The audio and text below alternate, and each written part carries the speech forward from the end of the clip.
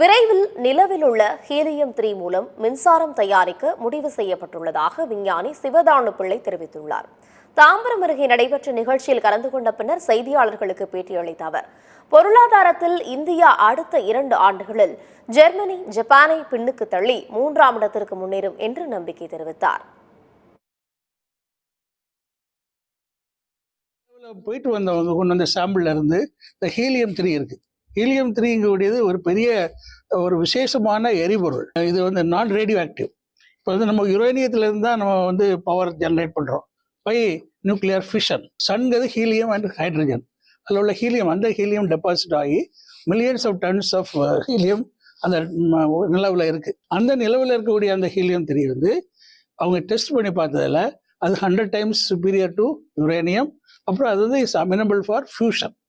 அப்புறம் அது கூட டிட்டரியத்தை சேர்த்து தான் நம்ம எனர்ஜி உண்டாக்கணும். அப்போ ரேடியோ ஆக்டிவிட்டி நம்ம வெரி வெரி மினிமம். அந்த மாதிரி இருக்கும்போது இது ஃபியூச்சரில் ஒரு முக்கியமான எரிபொருளாட்டு